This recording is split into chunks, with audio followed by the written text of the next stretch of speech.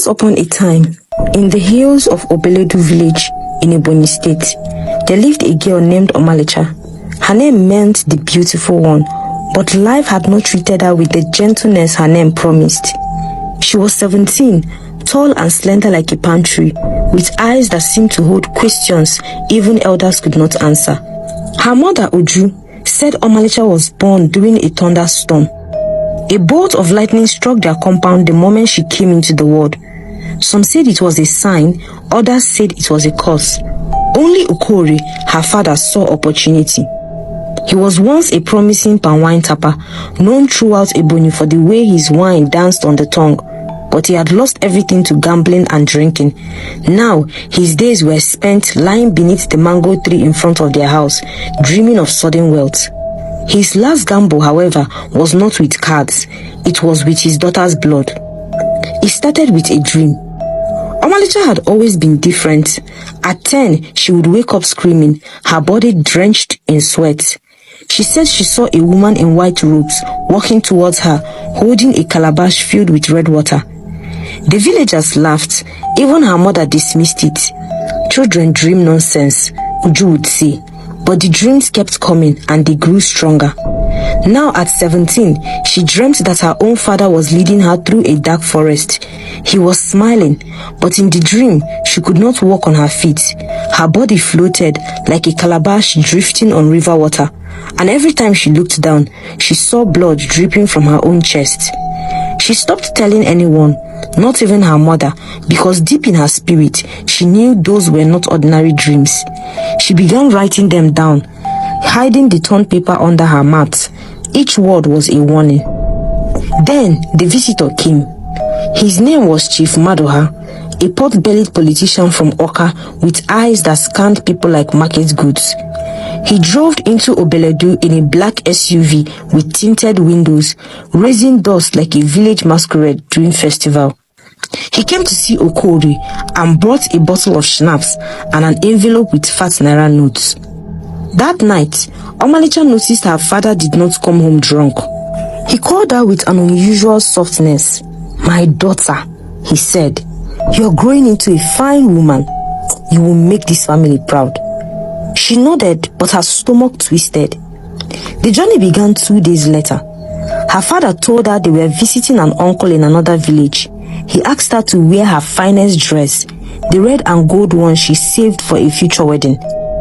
Uju looked worried but said nothing.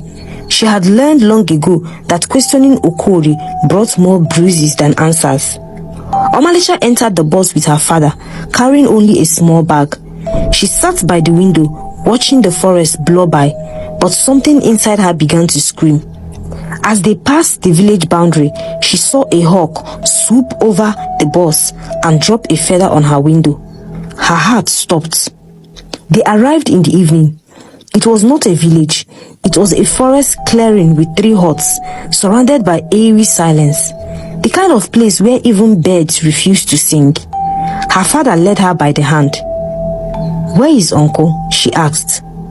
Okori smiled. "He's inside. He's waiting for us." The man who emerged from the hut was not an uncle. He wore a wrapper and a necklace made of bones. His eyes were milky white. "I see," he said, staring directly at Omalicha. "She's pure. The gods will feast tonight." Omalicha froze. "Papa, what's this place?" she whispered. But Okori had stepped back, avoiding her eyes. She was taken inside, her wrist tied and her mouth gagged. She tried to scream, but the hut swallowed her cries. The ritualist, Dibia Nwoke, began chanting in language older than stone. He poured black powder in a circle around her, lit 7 candles, and smeared chalk across her face. Then came the blade. He lifted a sharp knife and stood over her.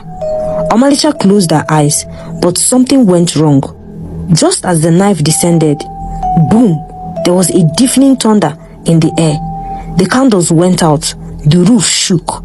The blade flew from his hand like it had been slapped out by an unknown force. Dibia Nwoke stood guard. His eyes rolled white and he felt the ground convulsing. "The gods!" he screamed. "They had rejected her. She carries a mark. She's not for sacrifice.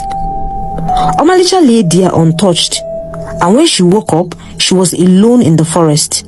No father, no dibia, just the sound of trees swaying. But her wrists were no longer tied.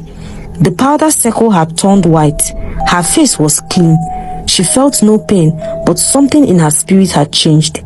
Her chest burned with a quiet fire.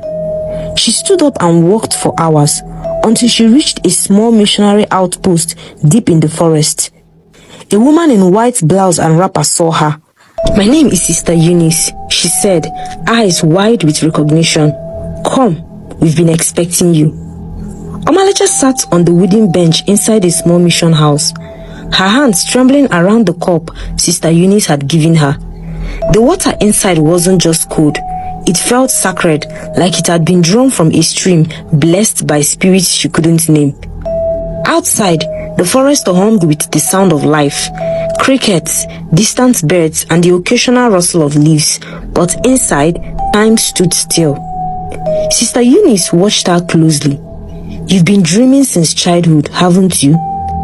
Omalicha looked up slowly. "Yes.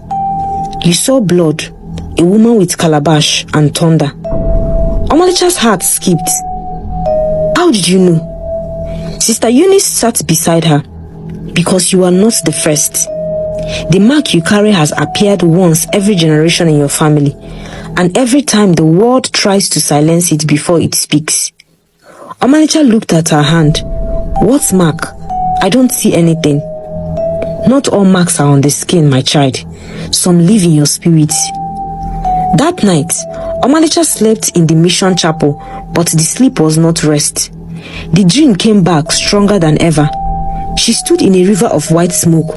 Her grandmother, whom she had only seen in pictures, stood across from her, wearing a red wrapper and her eyes glowing like moonlight. "You are the one who will break it," the woman said. "Break what?" Omalicha asked. "The silence, the shame, the curse they filled our daughters with for generations." The wind picked up, and suddenly Omalicha saw flashes. Her mother weeping, her father counting money, a child being dragged into the bush screaming. She woke up gasping. The next morning, Sister Eunice handed her a wooden box. "Open it," she said. Inside the box lay a carved staff, ancient and smooth, wrapped in white cloth. "This belonged to Adeze, your grandmother. She left it with us 17 years ago, the day you were born. She said, give it to her when she returns from the fire." Omalicha reached for it. The moment her fingers touched the wood, her body convulsed. A blinding light filled the room and her eyes rolled back. She screamed and collapsed. She woke up lying on the mission floor. Sister Eunice sat by her side, her hand on Omalicha's chest, whispering prayers. "You've been chosen," she said to her, "and now the spirits have confirmed it." Omalicha sat up slowly, her eyes clearer than they had ever been. She could hear trees outside, not just their rustling, but their words. She could feel the pain of her people, like it echoed in her bones. "What do I do now?" she asked. "You prepare," Sister Eunice replied, "because you will return, not as the girl they tried to sacrifice, but as the one sent to cleanse the land." Omalicha nodded. For the first time, the fear in her heart was gone, and it was replaced with a quiet, burning fire. What was the cause that haunted Omalicha's family? What were the secrets that lied buried in her grandmother's past? And what will Omalicha become as she trains to return? The sky over Obeledu burned hotter than usual that day, as though the sky itself was warning the village that something was about to change. But the villagers didn't notice. They went about their business, fetching water, pounding yam, and gossiping under mango trees, unaware that a girl they buried in their silence was walking back, not in chains but in glory. Omalicha stood on the hill overlooking the village. She had changed. Her face was older now, not in years but in wisdom. Her eyes, once full of fear, now held the calm rivers before a flood. She wore a simple wrapper and a string of cowries around her wrist. Beside her stood Sister Eunice, holding a worn Bible and the wooden staff passed down from Omalicha's grandmother. "Are you ready?" Eunice asked. Omalicha nodded.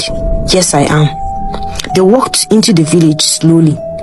Children stared, women paused mid-conversation, and the air shifted. At our family's compound, Uju dropped her basin of cassava. "Omalicha!" The woman ran forward, tears already pouring down her face.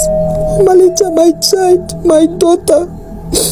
She hugged her tightly, sobbing. Omalicha did not return the embrace. She stood still. "I missed you." Her mother wept. "I needed you." Omalicha replied quietly, "But you were too afraid." Okore came out. He staggered out of the hut, now thin and sickly. His once bold voice was now reduced to a raspy wheeze. "Omalicha!" His eyes darted between her and Sister Eunice. He noticed the staff and he trembled. You survived." "I was never yours to kill," she said. A crowd had gathered. Whispers spread like a harmattan fire. "She's back, but they said she died. Is she a spirit?" Omalicha stepped forward. "I did not come for revenge," she said. "I came to speak the truth." She raised the staff. "Your greed sold me, but the gods rejected your sacrifice because my blood carries what you try to silence." Suddenly, the sky darkened. A wind howled through the village square and leaves spiraled. Okore fell to his knees, covering his ears. "It's her! It's the same thunder, like the day she was born," a woman shouted. In the commotion, an old woman stepped forward. She was blind in one eye, with tribal marks deep in her cheeks. "I know that staff," she said. "It belonged to Adeze, Omalicha's grandmother." Omalicha turned to her. "Tell them," she said. The old woman nodded. Okore poisoned his own mother, buried her alive. He said she was a witch, all because she warned him that one day his daughter would rise higher than any chief. Okore tried to crawl away, but his legs would not move. The people turned against him and shouted, "Confess! You sold your daughter, you are the cause." And in the middle of it all, Omalicha raised her voice. "This village watched me suffer. You knew he was cruel. You heard my screams and you said nothing." There was silence. "I forgive you," she said, "but this land must be cleansed." She pointed the staff to the earth. A loud crack split the ground near Okore's feet open, and he fainted. The day after Okore fainted, the village of Obeledu was not the same. The skies were quiet but heavy. Children spoke in whispers. Elders sat under trees with bowed heads. The girl who had once been sacrificed but survived was no longer a mystery. She was a reckoning. Omalicha remained at the mission house at the village's edge. Sister Eunice stayed close but silent. She understood that this part of the journey was Omalicha's own alone. The next morning, the village council summoned Omalicha to the square. When she arrived, she found them waiting. Chief Obiako, Elder Maazi, Mama Wakego, even the old priest. He sat tied to a wooden pillar, weak, broken, and his hands trembling. Chief Obiako rose. "We know what he did, but what shall we do? You are the one who was wronged. What justice do you seek?" Every eye turned to her. Omalicha stood silently, staring at her father. Then slowly she walked towards him. "Look at me," she said. Okore raised his head. His eyes were red, sunken and pleading. "I didn't know they would reject you. I just wanted to be rich," he whispered. She laughed softly but sadly. "You sold me like yam in the market. You led me to a knife and tied my hands, but I did not die." He nodded shamefully. She turned to the council and said, "I do not seek his blood. Let him live. Let him wake every day and see me rise. Let him sit under the same sun he thought would never shine on me again." There was silence, and then there were murmurs of respect. Even the priest wept.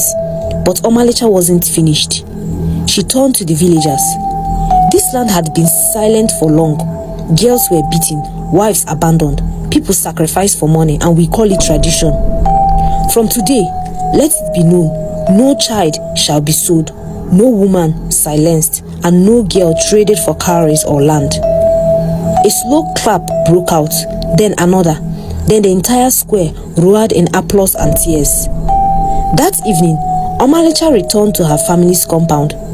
Uju was waiting at the door, hands shaking, holding the torn papers Omalicha once hid under her mat, the dreams she had written as a child. "I kept them," her mother whispered. "I didn't understand, but I kept them." Omalicha took them gently. "Now you will." They embraced each other. For the first time, not in fear, not in pain, but in healing. Weeks passed. Omalicha remained in Obeledu, not as a girl of shame, but as a voice. She started a school for girls. She spoke at churches, helped midwives, trained young ones both in scripture and spirit.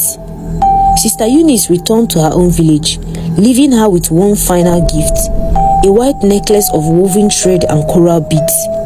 "Your grandmother wore this," she said, "and now it's yours." As the years passed, people came from far towns just to see the girl who walked away from sacrifice.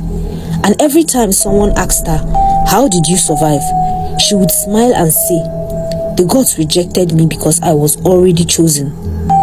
One morning, as the sun rose over the reed hills of Ebonyi, Omalicha stood by the same mango tree where her father once slept in drunken dreams. She watched the children of the village run past her, shouting, laughing, and full of freedom. She closed her eyes, and there was peace. The moral lesson of this story reminds us that betrayals from the one closest to us can be the hardest, but healing is still possible.